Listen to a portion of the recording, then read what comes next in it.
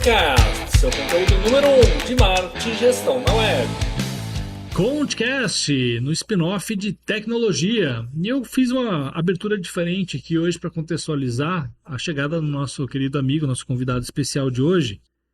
E eu começo falando o seguinte: em mundo de terabytes valiosos, felizardos são os que convivem, né, com o ilustre Megabit. E vocês já vão conhecer um pouquinho mais desse Megabit e essa brincadeira do Mega e do Little, né? E por isso também eu sou fã da Jane, do Duduzinho e do Matheus, que podem usufruir dessa presença ilustre aí dentro de casa, né? São os queridos, são amigos pessoais também, né? E com vocês, comigo, com nós aqui nessa mesa, com o YouTube, com a nação YouTube, com você, seguidor do Coachcast, o mito lendário José Bittencourt. Seja muito bem-vindo e finalmente bem-vindo ao Coachcast. Muito obrigado, Conte. Vou dizer o que, né, com uma apresentação dessa aí, Megabit, só se for no tamanho, né? A gente se conhece há muito tempo, muito feliz pelo convite. Satisfeito de estar aqui, não só vendo o amigo também, como várias pessoas que vão estar nos vendo aqui, batendo esse papo. Profissional, pessoal, já não sei mais, né? Quando a gente faz o que gosta, vira diversão, vira prazer, né? Então, bem feliz com isso. Obrigado. Obrigado por ter aceitado. Eu sei que a agenda é complicada, é apertada, tantas viagens, né? Tantas missões que você tem. Você vai falar um pouquinho aí do teu dia a dia, né? Não só do trabalho, mas da vida corrida que a gente tem. Mas você é aquele tipo de amigo que a gente passa 5 anos sem se falar, mas parece que foi ontem. Verdade. Né? Eu ainda lembro daquelas conversas, daquelas piadas, daqueles momentos, daqueles perrengues que a gente muitas vezes passou, seja no corredor da empresa na qual trabalhamos, seja no Hotel Mandrake em São Paulo, fazendo raft, né? Seja um produzindo o evento no local do evento, outro brigando no hotel porque não tinha cama, não tinha não sei o quê, né? A gente passou algumas aventuras aí. Eu costumo dizer que a Irmandade, né, o Brotherhood, ele não vem do crachá, ele não vem da posição, ele vem de aventuras e desafios que são vividos lado a lado no campo aberto, ombro a ombro na trincheira, né? E a gente já teve muitos combates, muitos vencemos, alguns perdemos, mas acho que a história que a gente viveu nos moldou a ser profissionais melhores, pessoas melhores. E você, cara, eu sempre tenho como um grande mentor, né? Aprendi muito com você, continuo aprendendo e muito feliz de recebê-lo aqui, né? Então, para quem não sabe, não conhece essas histórias ainda, né? Quem é Bittencourt por José? Por José, né? Então, eu sempre costumo dizer, né? A gente costuma ter vários cargos ao longo da vida e cargas, né? Tem cargos e cargas. Mas se eu for pensar no meu principal cargo, eu sempre comento isso. Ou eu abro ou eu fecho, né? Quando tem alguma entrevista, um fórum, uma conferência, um podcast, enfim. A minha melhor e maior posição nessa vida é ser o marido da Jane, o pai do Dudu e o pai do Matheus, né? Fora isso, né? Fora isso, por isso que é o grande projeto da nossa vida, né? Há 25 anos de jornada nessa carreira de tecnologia e transformação digital, que hoje começa a tomar o ramo de serviços, né? Não tá mais, dá para dissociar muito mais isso hoje. Né? É uma coisa, para mim, que tá... não há mais como não ter mais essa mistura, mas TI de formação, né? Depois, última formação específica acadêmica, um MBA em empreendedorismo tecnológico, onde eu saí da tecnologia de dados, do code, e fui entender como é que era o outro lado do balcão, já pensando em serviços, de novo por um susto. Assim como minha carreira toda foi sem um grande desejo, né? Então nada muito planejado, mas tudo acertado. Isso a gente sabe que tem algum motivo de alguém que nos comanda lá de cima, né? Nunca pensei em trabalhar com IT. Né? Eu lembro que foi uma necessidade pessoal. Um dia minha mãe, folheando o famoso Gazeta do Povo, ainda nas suas folhas de papel que sujavam a mão, me disse: filho, agora com 14 anos, teu pai não está mais por aí. Infelizmente meu pai faleceu quando eu tinha 14. E ela me disse: filho, eu li aqui na Gazeta do Povo que tecnologia é a profissão do futuro, essa coisa de computação. Né, usava-se o nome computação.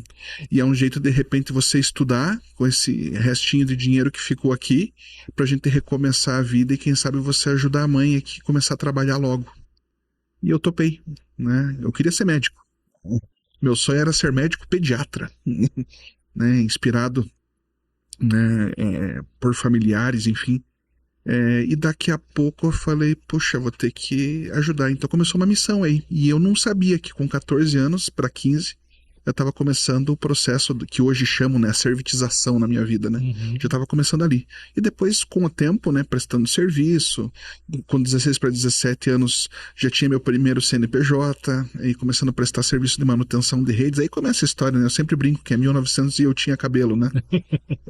E daqui a pouco, entendendo a parte de sistemas, daqui a pouco redes, e daqui um pouquinho começando a entender os primeiros contratinhos com clientes. Fui trabalhar numa empresa, fiquei lá por 19 anos, né? E entrando lá como estagiário, depois como coordenador, supervisor, alocado em grandes empresas. Então, conhecendo múltiplos cenários com o passar do tempo, até que em 2000 teve uma quebra no mercado, né? E as grandes companhias que vendiam o famoso ferro, né, Uhum. começaram a vender, tomar essa parte de ferro para eles, né, pegar todo o hardware para eles, e estavam deixando os serviços, que era o mato alto, né, como você disse sempre para mim, a savana, né. Nossa, vamos traduzir aqui para quem não é desse mundo da tecnologia, né? O ferro, a lata, é aquilo que você chuta, conhecido como hardware, né? Então Por a aí. gente fala muito do mundo do software, dos sistemas, né? Das camadas e tudo mais. E nós temos a lata, o ferro, né? Que é o hardware, é o servidor, é o switch, é a parte da infraestrutura física da TI, É né? isso aí. E eu lembro que isso foi uma grande dificuldade para nós, né, na época, quando falou, puxa, vamos começar serviço do zero, vamos estudar, correr atrás e começar a entender empatia pelo cliente, pelo outro lado, o que esse cliente precisava, enfim, começou essa era de serviços lá por 2000. Aí começaram as certificações que a maioria das pessoas hoje conhecem, né? Veio para o Brasil ITIL, COBIT, KCS e outras associadas, né? Então permanecemos na empresa e assim foi, até 2018, quando eu saí dessa companhia e tive o convite para poder trabalhar na Volvo. E eu, entrando lá como analista de logística também em serviços, e fazendo o que como analista de logística, né? Procurando entender qual a possibilidade de desenvolver serviços ali na logística, por meio da tecnologia, né? E as coisas foram passando, e lá se vão quase 7 anos. E hoje, né, e aí vem os cargos que eu falo, né, hoje como Customer Service Manager, né, que é responsável em toda a América do Sul, né, nós temos plantas de distribuição de peças para veículos pesados, né, reposição de peças para todas as brands do grupo Volvo. Chile, Peru, Argentina, Colômbia e Brasil, onde é o nosso maior É um CD. É um pequeno pequeno mercado mercado de aí, né? atuação, um vilarejo. Então, eu fico responsável por isso, mas eu sempre digo, né? As pessoas às vezes me apresentam como head de Customer Service, né? Eu falo que não. Deixa essa brincadeira no meu LinkedIn lá, eu falo que eu sou o NEC de Já serviços. vamos falar do teu LinkedIn aqui, que eu fui buscar lá o título correto, né? É, Mas antes disso, Bits, eu tenho me apresentado muito no mercado já há algum tempo. Eu costumo brincar que eu nasci profissionalmente como garoto de programa. O pessoal tá aquele espanto, né? Uma vez eu falei isso pra Marta Gabriel no treinamento com ela. uhum, Ela, menina, eu quero fazer um estudo de caso com você. Né? Como é que você veio cair na tecnologia? Eu falei, não, eu nasci na tecnologia como garoto de programa, não na malícia que você está pensando, mas justamente escovando bit, trabalhando com hardware, com infraestrutura, com suporte. E naquela época não tinha N1, N2, uhum. né? Não tinha é, DevOps, não tinha esses nomes bonitos que a gente floreia. Até a própria TI era chamada de CPD, Centro de Processamento de Sim, Dados. lembro A bem. TI ainda era uma área voltada para a teoria para a tecnologia da informação, mas era um conceito de comunicação, né? E não de infra, de estrutura, de tecnologia. E aí eu brinco que eu saí dessa vida, mas essa vida não saiu de mim, né? E é a brincadeira que eu chamo muito de megabit, porque o bit está aqui, né? A gente está com bits e os bytes rodando na veia, e isso nos dá uma visão de mundo, Bittencourt, que a gente, tem uma aptidão maior para sistemas, para tecnologias, para máquinas, a gente olha com outros olhos. Eu brinco muito em casa, assim, você tem que entender o que a máquina está pensando. Ela foi programada para agir de uma forma. E se está tendo um atrito, você não está conseguindo interagir com ela, é porque você está pensando como humano. E talvez a interface da máquina não esteja aderente, não esteja Uhum. na ergonomia correta, mas o que a máquina está tentando fazer e não está fazendo o que eu quero, né? Então a gente acaba tendo essa empatia um pouco maior com a máquina, se é que a gente pode chamar dessa forma, mas também nos dá uma visão de como aplicar a tecnologia em outros meios. E aí você vai contar como é que você foi cair na logística, né? E a gente vê muito o lado de gestão das empresas, o business, né? Carente de entender como que a tecnologia pode sustentar o negócio, pode alavancar o negócio, pode proteger o negócio. Porque geralmente o gestor de TI, seja o cargo que ele tiver lá, o crachá, ele muitas vezes é um excelente profissional que ascendeu na carreira, gerando o quê? Disponibilidade dos serviços e baixo backlog de atendimento, de suporte, de atendimentos, né?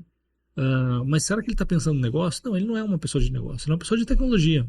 Mas a pessoa de negócio também não é de tecnologia. E muitas empresas a gente vê esse gap, esse vale entre a área técnica e a área de negócio. E quando a gente consegue conectar isso, e talvez eu e você que vivemos inicialmente o lado da TI e atuamos em diferentes áreas de negócio, a gente consegue fazer com mais facilidade essa ponte, né? E essa ponte é tão carente no mercado, né? E aí, Nico, vamos falar de LinkedIn. Eu fui lá no seu LinkedIn buscar a fundamentação do cargo e tem um nome bonito, gente. Eu até escrevi aqui para não falar errado. É Customer Service Manager SML South America at Volvo Group. E aí eu puxo aquela referência do Rambo 3, né? O que faz isso? Fica azul? Fica azul, né? Então, primeiro que o SML é o acrônimo de Service Market Logistics, né? Que é a área, é o mercado de serviço logístico do grupo Volvo, né? Que atende o mundo inteiro em todos os países onde a Volvo está presente, na área global da companhia, né? Sendo dividido em algumas regiões, né? A região South America, né? Que é a América do Sul, essa é a parte que eu faço, a área de Customer Service. Qual é a parte Customer Service da coisa?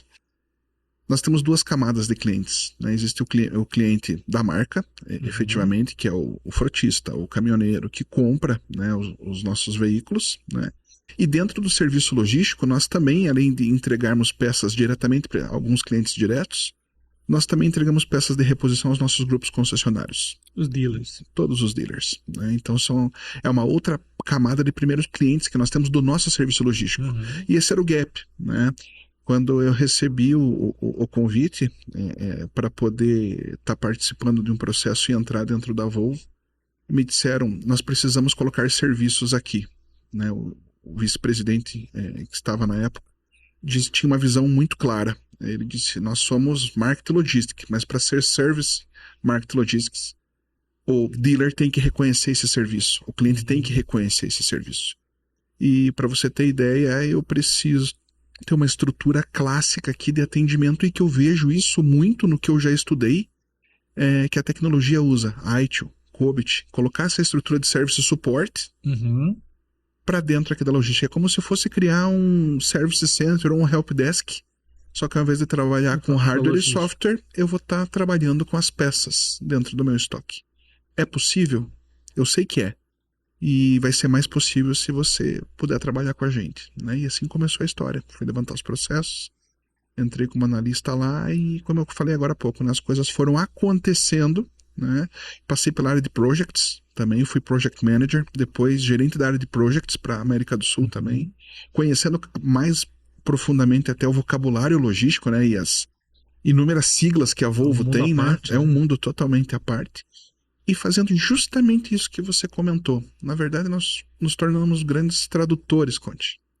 Né? Então, a didática nos ajuda, né? A carreira de professor também, que a gente exerce, de palestras e tudo, nos ajuda bastante para isso, né? Além de tudo, gostamos disso. Então, esse aprendizado foi fortalecendo esse grande projeto que se tornou hoje uma área referência no mundo Volvo, né? A área de Customer Service só existe na América do Sul. Todas as outras áreas do mundo ainda se chamam Service Center, no modelo de Service Support padrão, mas sem essa integração de empatia, a palavra é essa mesma, legal que você usou ela, a gente nem combinou isso, né?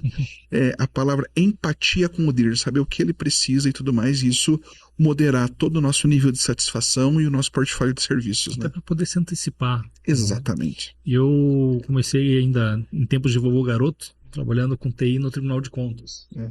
Fiquei alguns anos lá e várias posições, que foi uma escola muito rica, né? E eu sem saber, hoje eu olho para trás e falei, cara, isso aqui é material de aula, né? Mas eu não sabia o que estava fazendo, mas era uma forma de expressar o que eu estava vivenciando. E eu, naquele N1, N2, que a gente atendia o telefone, não tinha ninguém na sala, a gente vou descer no departamento, vou atender, vou resolver.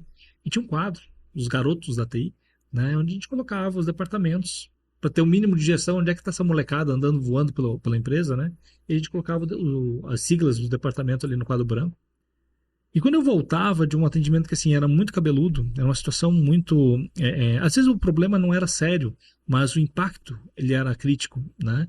E eu via que conseguia fazer a diferença para aquela servidora, para aquele servidor que estava com um problema ali, que precisava que a impressora imprimisse para poder ir para a reunião, para tomar uma decisão, né? E era tenso, né? E eu conseguia resolver, eu ia lá e colocava um smile do lado da diretoria e naquele dia eu não apagava a diretoria. Eu colocava, fazia um risco e para baixo onde eu estava. E aquilo ali era o meu, digamos, onde eu fiz a diferença. Né? Eu estava criando um indicador de satisfação de cliente, não tinha NPS na época, estou falando isso de 98, 99, né? O NPS vai ser pensado anos depois, mas eu estava criando um indicador, puxa, aqui eu fiz a diferença. Aqui eu consegui... Esse é o verdadeiro indicador. Exato. Aqui aconteceu. E aí eu lembro que eu tinha um amigo rabugento, né, que ficava no telefone, não gostava de ir no atendimento, que detestava o usuário, como todo profissional de tecnologia, né? Tem esse estigma com o usuário final. E acho que é uma grande arrebentação quando a gente passa a entender que tudo é voltado para o usuário. E é por isso que por isso que existe o atendimento, existe o serviço, existe a infraestrutura. Mas muitas vezes na miopia da área a gente, poxa, se tirar o usuário tudo funciona. Claro, mas daí não tem sentido de existir. Aí não há relação de suporte, né? E esse meu amigo rabugento, ele falava assim, cara, eu não quero atender o cliente. Eu não quero, porque eu não sei o quê, porque o cara só reclama. Eu falei, cara, se o telefone tá tocando, deu ruim. Porque ou ele tá reivindicando a reparação de algo que deveria estar funcionando e não está, ou ele tá solicitando algo que nós já deveríamos ter nos antecipado e ter entregue para ele. É isso aí. E por ele sentir falta, ele tá abrindo um chamado. Né? Então é uma reparação ou uma reivindicação. A gente já errou com ele. E aí era legal que eu tinha um gestor, era o Alexandre também, ele falou, pô, cara, bacana isso, mas não inventa moda. Né? Por quê? Porque assim, eu estava percebendo que aquele cliente, aquele usuário revoltado, ele estava revoltado porque ele só queria trabalhar. E olha que eu estou falando no órgão público. Né? Ele só queria trabalhar. E eu, como departamento de TI, era parte do problema de não fazer a impressora dele funcionar. Do computador não estar entrando na rede. Né? Então, quando a gente troca o foco e cria essa empatia, acho que tudo faz sentido. Mas eu quero explorar um pouquinho do Bittencourt, professor, e vamos criar aqui um quadro especial no podcast hoje, chamado Bit Drop. Bit Drop. Faz assim em 1 minuto, um drop de conhecimento. Suas criatividades me assustam às vezes. Você consegue trazer um grande resumo para diferenciar para quem está nos acompanhando o que é, ou como seria a diferenciação entre um Customer Service, né, um Customer Experience e um Customer Success. Essa sopa de letrinhas, de abreviações e de termos em inglês, traduzindo. Essa pergunta cai até num outro conceito, de um outro customer aí, que é o Customer Centricity. Centricity, perfeito. Né? Então, todos eles, na verdade, são centralidade no cliente, só que em diferentes níveis. Né? Então, pelo menos, existem várias formas de praticar isso. Bibliografia tem de monte com várias definições. Eu sempre digo que importante é a verdadeira métrica, é saber que, seja cliente, seja usuário, né, consumidor esteja satisfeito. E dá para medir isso de várias formas. Né? Então, falando primeiro de Customer Support. Né? Quando eu estou falando do modelinho de Customer Services, eu estou falando também de Customer Support. É o famoso modelo de IT. Alguém tem uma demanda, como você disse agora há pouco, algo que estava funcionando, deixou de funcionar, tem um modelo padrão para ser atendido, vai ser seguido aquele script, ele vai ser atendido e tem um prazo para ser atendido. Naquele modelo nível de serviço, acordo de nível de serviço, SLA. Né, o famoso SLA. Né? Isso está determinado num determinado perímetro, é um portfólio, é um campo de atendimento. Quando eu vou para a parte de Customer Success, eu estou passando do balcão para o outro lado. Eu começo a entender o que aquilo impacta para o meu cliente. Para quem eu estou atendendo. Né? Exatamente, que é o que você falou no Tribunal de Contas. Né? Se ele parar com aquela atividade, quanto aquilo vai valer para a companhia, isso pode ajudar a criar uma mescla das minhas prioridades. Porque às vezes a prioridade para mim é com base no tempo em que eu levo atendimento, ou no especialista que vai estar presente ou não na equipe naquele momento. Agora, se eu levo em conta o outro lado do balcão, se é que isso existe lado, né? Quando a gente integra isso, saem esses lados, realmente a gente começa a trabalhar num contexto de sucesso do cliente. O que eu vou fazer para priorizar o sucesso dele também, dentro dos meus limites. E o experience é o resultado de tudo isso, né? Quando eu consigo medir o meu lado de suporte, né, de service, mais o lado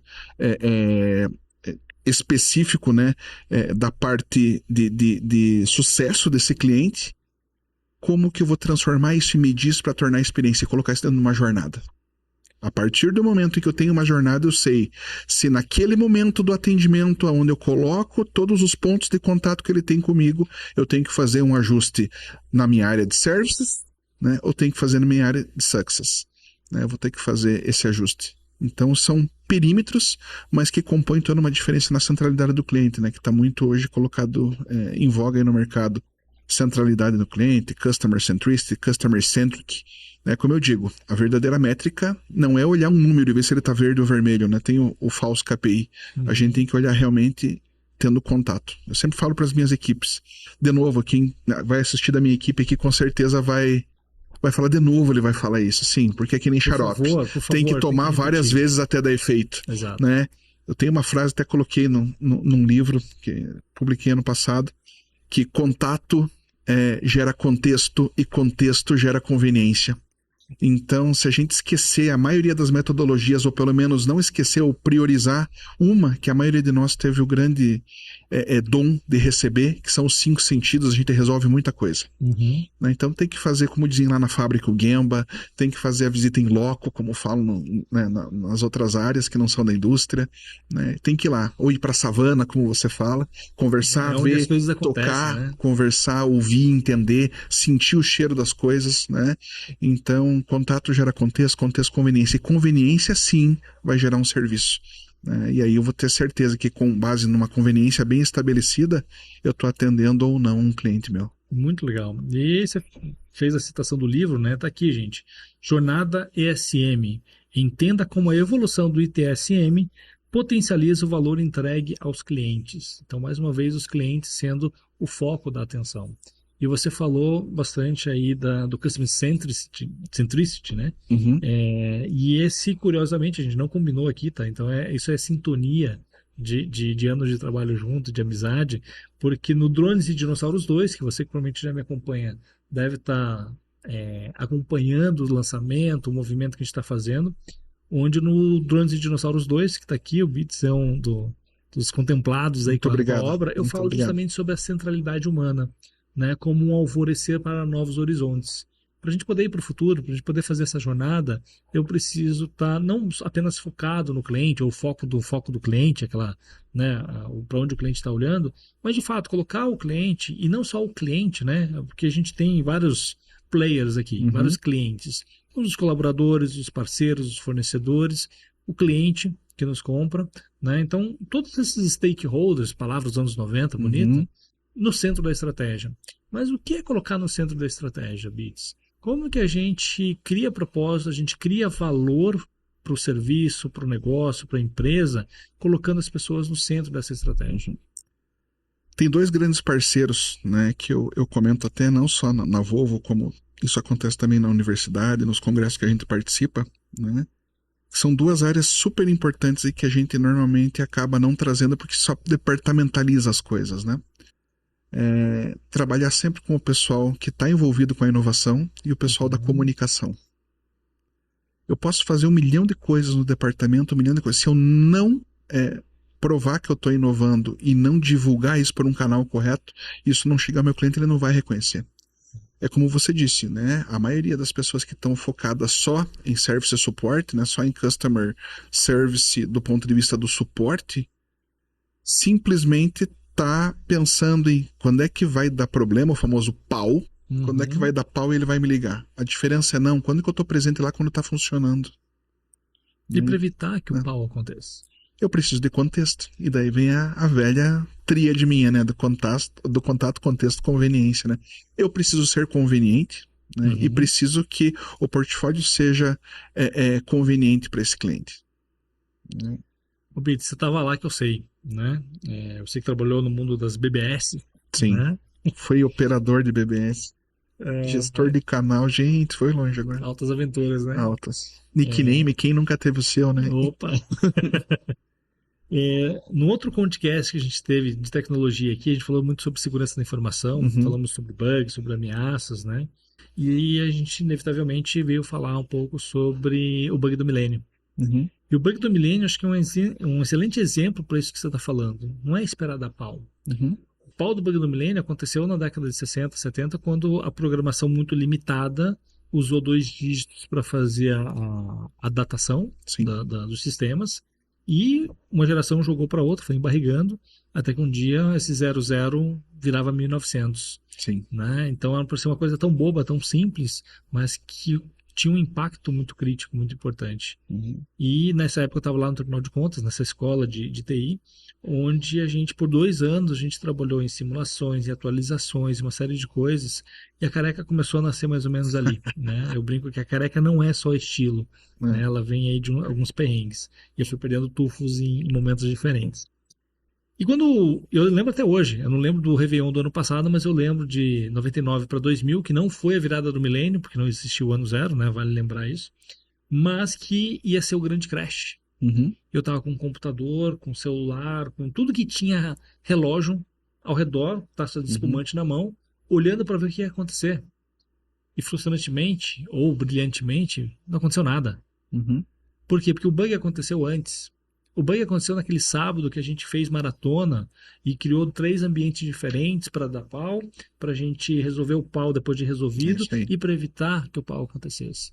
Ou seja, a prevenção a um problema que aconteceria foi o grande bug. Então a gente resolveu com antecedência, porque o usuário não liga reclamando, reivindicando, ó, deu tela azul. E agora a gente tem bug do milênio acontecendo quase todo dia, todo mês, todo quarter.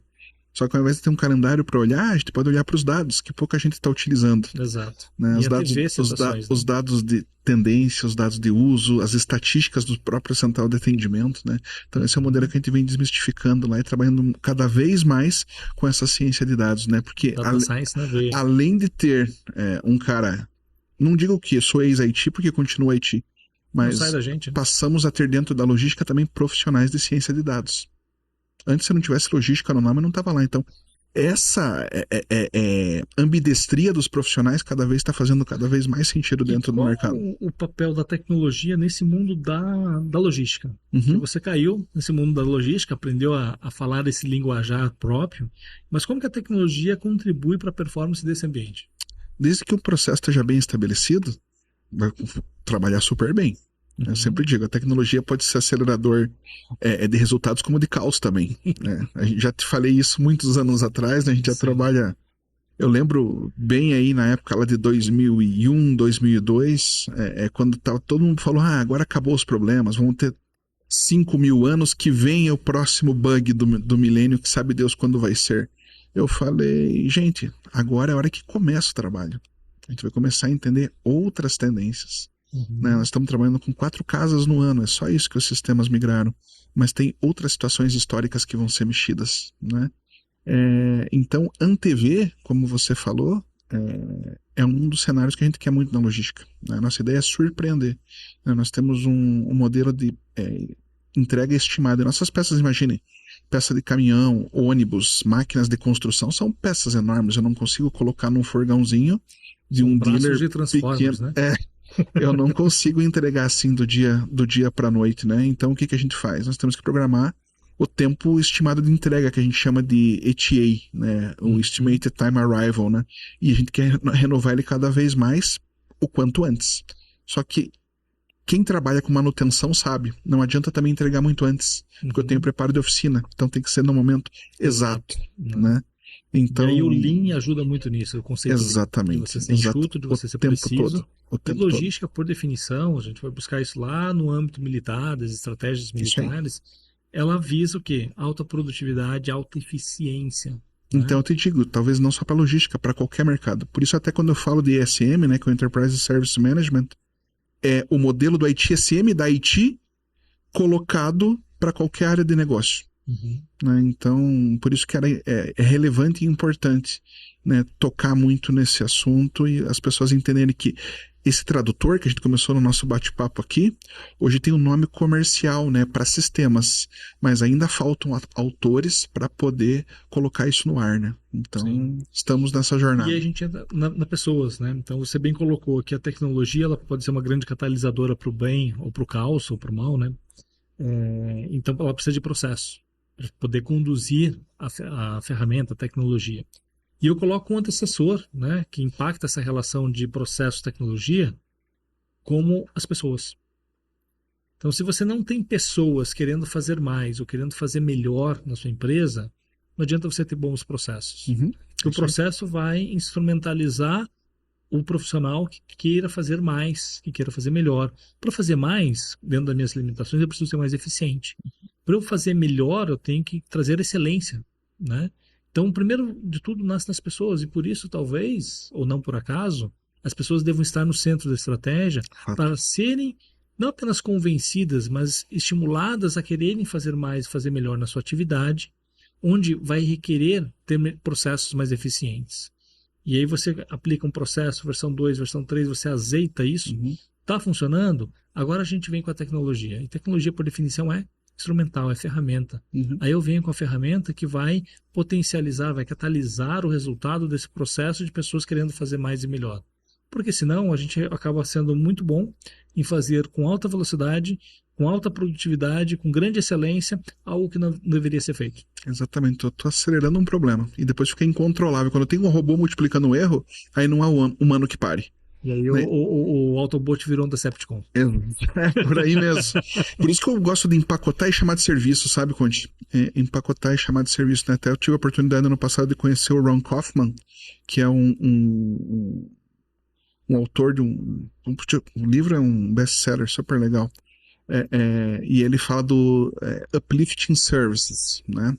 Então ele fala que essa escada de serviços aí, ela vai desde o criminoso, né, quando você realmente faz um crime com o teu cliente, né, até o inesquecível, né? Ele dá práticas, gosto muito de coisa prática, e ele tem uma definição de serviço que eu gosto muito. Ele fala assim que serviço é fazer algo por alguém com que você se importa, né, e que nisso essa pessoa veja um valor. Perfeito. Totalmente focado em pessoas. Você veja... Tem que ter um propósito, tem que ter uma entrega de valor. Tem que ter um propósito com gente. Né? Isso vale para a equipe também. Né? Por isso que eu faço a brincadeira do neck, né? Que eu digo, eu sou o pescoço. Heads são o time que trabalha comigo. Né? São os colegas de trabalho. Eles são o head, eles são as cabeças. Eu só dou o norte. Talvez para lá, talvez para cá. Né? Então é por isso que eu sempre gosto dessa definição de sou neck de serviços, né? E não head de serviços. Né? Então deixa esse protagonismo para a equipe que eles merecem, são incríveis. E você sempre foi um exemplo de liderança para mim, né? Eu aprendi a fazer coisas com a minha equipe, por onde eu passei, que eu aprendi com o Bittencourt, gente. Então, que honra, muito obrigado. A gente ia para evento junto, a gente era rato de evento, e ele ia lá e ele pegava, não, isso aqui eu vou levar pro fulano, isso aqui, ó. E ele chegava, ele abria a mesa dele, chamava a turma, e ia, né, distribuindo os brindes. Eu falei, cara, olha que negócio bacana, o cara não tá pensando nele. Que todo mundo gosta de um caderninho, de uma caneta, de um chaveiro, mas ele trazia isso como uma extensão do evento que o time não pôde estar presente, né? Para dizer, olha, vocês estavam lá comigo e está aqui o reconhecimento. Né? Eu fiz muito isso, Bits, pensando em você, puxa, é o exemplo de liderança que eu quero seguir, né? E compartilhar com o time um pouco do ambiente que eu fui visitar, compartilhar com eles o conhecimento, a experiência de como foi e tangibilizar isso ali no brinde, né? Então, você como na figura de gestor ou de NEC, dando esse norte pro time, qual o recado que você dá para quem está nos acompanhando numa construção de carreira, né, para quem está olhando assim essa construção de valor, e pensando no negócio, pensando na empresa, como olhar com atenção para os colaboradores, porque é fácil você reclamar que tem um arrasta-bota que não quer trabalhar, que está fazendo quiet quitting. Eu costumo dizer que o quiet quitting ele é um misto de falta de caráter do colaborador que não pede para sair porque não está gostando. Peça para sair, tá tudo bem. Não fica lá esperando você mandar embora para receber um benefício. Isso é um mínimo egoísta, né? É falta de caráter. Mas eu acredito que são um percentual pequeno de pessoas que fazem isso por maldade. Ninguém acorda cedo para arrastar a bota no trabalho. Dá muito trabalho. Preguiçoso tem preguiça. Mas muitas vezes é falta de gestão. São talentos que não estão sendo geridos, né? Então, essa mensagem para quem está construindo uma carreira, para quem está conduzindo um negócio, está empreendendo, como colocar as pessoas na estratégia de uma forma prática? Então, eu recebo muito essa pergunta, até teve uma palestra que me perguntaram quase que a mesma coisa, né? E eu falei, o fator preguiça pesa muito, né? E o fator julgamento também. Quando a gente fala de pessoas, né? Quem nunca, né? Julgou, foi julgado, né? E eu tenho uma provocação que eu faço com vários times que passaram na minha vida, especialmente com esse último, até porque a gente teve uma mudança grande no departamento. Eu sempre falo da milha a mais, e não é fazer hora extra, né? Eu falo, aproveite as 8 horas do seu tempo, e gestores que estão nos ouvindo, permitam suas equipes fazerem treinamento durante o horário de trabalho. Gente, são horas produtivas também. Quem disse que treinamento tem que ser depois do horário, que tem que ser no sábado, que tem que ser no domingo? Aloca isso, né? Eu costumo fazer para alguns, em alguns momentos que a gente tem na equipe, para não escutar aquilo que gestores escutam. Puxa, eu já estou há 8 meses fazendo a mesma coisa, queria fazer coisa nova. Você fica procurando outros cargos, e não é cargo. É fazer atividades diferentes. Então, Assumir um projeto, assumir uma assume responsabilidade. um projeto, vem participar como sponsor num projeto, vem como stakeholder em outro. Conheça seu time, ó, de novo a história da empatia, né, do contato, para entender qual é o contexto deles. Eu tô aqui na logística, mas eu gosto muito de transportes. Ok, vai ter um projeto de transportes, a gente tem os Kaizens, né, que nós falamos lá, são projetos de melhoria contínua, e eu falo, quer participar daquele Kaizen? A última quinta-feira, a última 1h30, desce lá com o time da operação e vai participar Vai explorar, desse vai conhecer. Kaizen. Não estou tirando, pelo contrário, eu estou fortalecendo alguém ali, e eu fico feliz quando alguém sai do meu time e assume outros postos. A gente teve alguns movimentos esse ano, né? Então, e todos movimentos positivos, pessoas gratas que saíram felizes aprendendo coisas novas, se identificaram ali dentro, e aí vem outras pessoas novas. Então, deixa o service suporte de ser uma entrada, aquela falar, é a porta de entrada, é trampolim. Não, essa área é essência, né? Vocês vão estar perto do cliente, né? Então, propor isso, né? Transformar o seu trabalho não só no, não, eu só fui pago para fazer isso, não. Busquem a milha a mais. Eu fui muito criticado muitas vezes. Por que você está fazendo isso? Não é trabalho teu. Você vai dar aula à noite, ainda você já trabalha o dia inteiro. Gente, plantio é invisível. Colheita, né? Aí é possível de ver, me né? pergunta muito na minha vida dupla, ou múltipla, né? De várias carreiras, de multicarreiras. Um professor, pô, Conte, mas você ainda está na graduação? Eu dou aula de pós-graduação, dou palestra, dou treinamento em company, mas eu, pelo menos uma faculdade, um dia por semana, eu mantenho na graduação. Porque me faz inovar, me faz me tornar atrativo para as novas gerações. É um contato com um povo mais jovem que muitas vezes não está na empresa, não está no company, não está na pós-graduação. E esse aprendizado me faz ser melhor, me faz crescer. E né? como a gente evita, né, coisas em que a gente caiu, eles não caíram, a gente se sente bem com isso. Também, a gente tá a passando adiante o satisfação bem. É fazer o bem, gente. Não tem coisa melhor no mundo do que fazer o bem. Necessariamente você não vai receber de volta daquela pessoa. Mas o mundo gira, né? E às vezes, assim, eu conversei isso no outro podcast do Marketing e Gestão aqui, sobre essa gratificação de você reencontrar as pessoas no mercado, agora como par, como profissional, e você vê a pessoa crescendo, evoluindo. Professor, deixa eu te mostrar como é que fiz tal coisa. Aquela tua aula que você esqueceu, que já faz de uma forma mecânica, para a pessoa fez diferença. É isso aí. Mas a gente vê também, do outro lado, muito dinossauro na empresa, olhando, puxa, mas eu vou investir aqui 4 horas de desenvolvimento, de treinamento, que essa pessoa não vai estar produzindo. É desperdício. E ainda vou pagar mais para ter menos entrega. E se essa pessoa não treinar? E se essa pessoa continuar trabalhando de forma improdutiva? Ou seja, você vai ter desperdício. Agora, se você investe na pessoa 4 horas ali, faz um treinamento, faz um desenvolvimento, e esse talento se torna mais eficiente, se torna mais estratégico. E aí vem a ambidestria do gestor, né? Ele também facilita isso. Não espere o RH criar um treinamento. Tem que bater a meta porque tem que bater. Não, isso que é o tal do lifelong learning, né? Da aprendizagem contínua e tudo mais. Então tem que trabalhar isso. Tem que ser ambidestro o gestor, tem que ser ambidestro também já estava lá as pessoas da equipe, né? No Monge Executivo, para quem leu. Sim. Bits, papo bom, né? Que seja o primeiro de muitos que a gente possa gravar nossas histórias aqui. A gente se comentava isso, né? Cara, a gente tem que gravar isso um dia. Tem. Né? Então, talvez um pouco da essência, do surgimento, do nascimento do Contecast tenha sido lá naqueles corredores da Premier IT, né? Naquelas brincadeiras de radialista que a gente fazia, ou nas viagens, no carro, no avião. Nasceu, finalmente você está aqui. E uma mensagem final, Bits, sobre servir ou ser servido. Poxa, essa eu falei esses tempos também e repito aqui porque eu acredito muito pra minha vida, né? Que servir é melhor que ser servido, gente. Sei que todo mundo gosta de ser servido, mas quando entender que a gente começa a colaborar com o mundo de outra maneira e fazer de verdade a nossa parte na prática, servir alguém, né, vai fazer com que esse alguém sirva a outro alguém, o famoso passe adiante, né? E um dia a gente vai ser não só servido, como também honrado, né? Então é nisso que eu acredito muito e falo para todas as pessoas. Sirva a sua família, sirva seus projetos, sirva-se a si mesmo também, né? Porque a gente tem que cuidar da gente para poder cuidar dos outros, né? Eu brinco assim, é que nem instrução de avião, né? Em momentos de turbulência ou de emergência, máscaras de oxigênio cairão sobre suas cabeças. Coloque primeiro em você antes de ajudar o próximo. Exatamente. Porque senão será no mínimo irresponsável da sua parte tentar ajudar alguém sem saber para onde você vai, como você está funcionando, né? Exatamente. Por isso que eu acredito muito em servir é melhor que ser servido. E a gratificação da gente poder servir e entender, não apenas mapear, identificar, mas entender o impacto que a gente pode causar, que a gente possa fazer a diferença, né? É aquele pequeno smile que o Conte Garoto colocava no quadro branco e que você pode colocar num like, num joinha aqui no vídeo, né? Dizendo, puxa, eu gostei, para mim foi útil, né?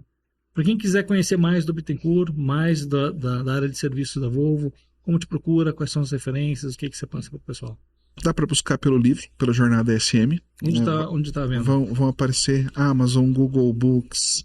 Já vi até algumas livrarias, já tem alguns itens que foram comprados, eu vi disponível lá. Até tomei um susto quando eu vi na vitrine. Aí eu falei, uau, tá chegando longe. LinkedIn, J. Bittencourt, né? E também no Instagram, José Bittencourt, tem Bittencourt 7. Olha lá. que legal, tem uma foto aqui da coleção dos autores no verso. Isso aí. Todo mundo sorrindo. O desafio aqui foi cara de mal. o desafio aqui foi curar, talvez por isso que eu tô com a cara de mal, né? Porque curar um livro, quem já curou um livro sabe o desafio que é, né? Juntar todas as ideias. Eu, pelo menos, umas 300 vezes eu li esse livro. Que legal. Né? Até curar e fazer Livro a conexão bom dos capítulos. É livro que também fica em cima da mesa e a gente consulta. Isso, então, é isso aí. aí. Os melhores livros, gente, não só aqueles que estão eu tenho várias estantes de livro em casa, mas os melhores estão sempre perto de mim, do escritório, e cheio de post-it. Na lateral, em cima, porque são livros que eu estou consultando o tempo todo. Para montar aula, para atualizar um conceito, para rever, para fazer uma releitura, né? Então, livros acho que são arcabouços de conhecimento que não é para estar na estante que nem consultoria de grife. É isso aí. É para estar no dia a dia. E tem um negócio, Conte, até para fechar, eu sei que o tempo tá já estourando. Os melhores livros que eu li na minha vida foi escutando ele da boca de pessoas. Olha que legal.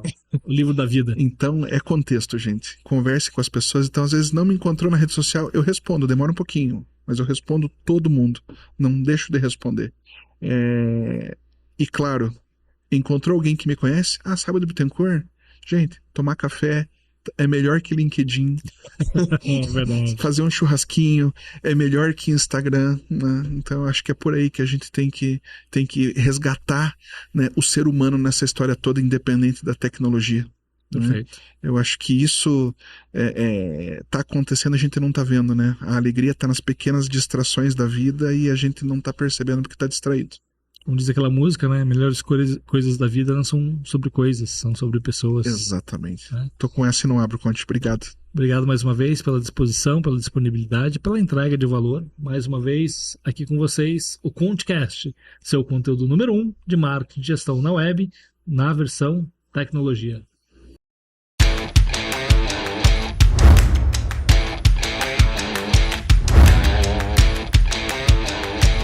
ConteCast, seu conteúdo número 1 de marketing e gestão na web.